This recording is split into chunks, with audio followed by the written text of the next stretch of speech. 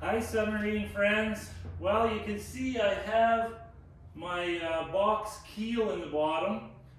So it weighs just under 1,800 pounds. It's a little lighter than I was hoping for, but that's okay because I can still add lots of weight to the front, no problem. I can even add some heavy plate to the side of that box beam.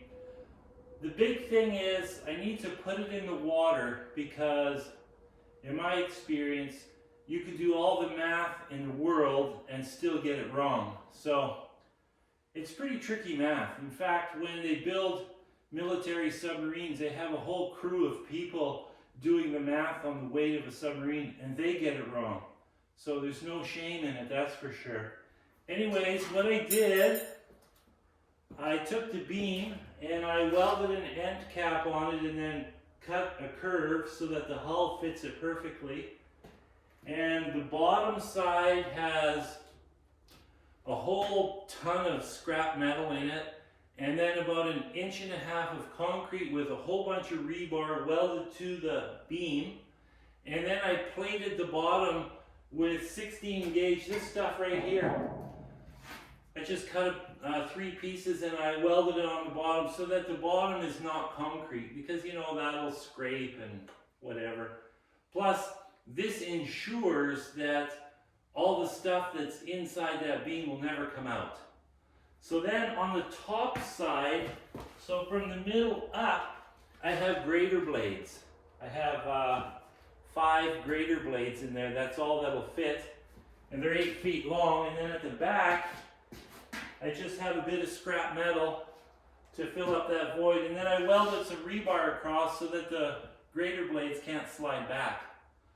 So I'm pretty darn happy with it. Tomorrow I'll build brackets that weld onto the hull and then bolt onto the keel.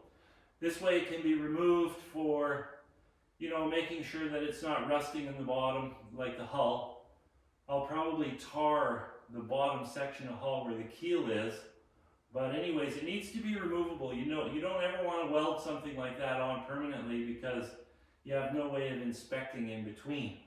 Not that in my lifetime this thing will ever rust through, that's for sure, because it's 7/16 plus it's painted. So I'm pretty happy with it.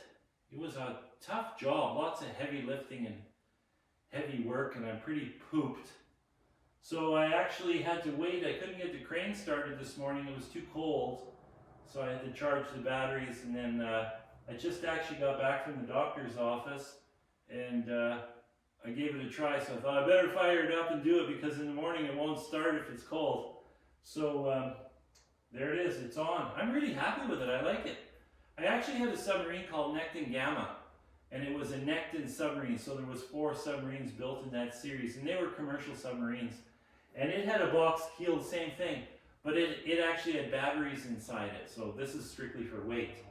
But I think it looks good. Oh, and one other thing that I'm going to add to the front, I'll do that tomorrow. I've got a solid piece of 4-inch shaft, and it's chrome. I think it's a piece out of a hydraulic cylinder or something, but it's massive, and it's about this long. I'm pretty sure it's no wider than the box beam, or the keel.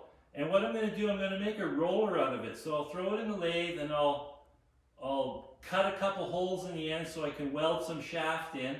And then that's going to go right at the very front of the box beam, or the box keel, and it's going to be flush with the bottom of the keel. And so what happens, the trailer is on an angle like this in the boat ramp, and the submarine is on it.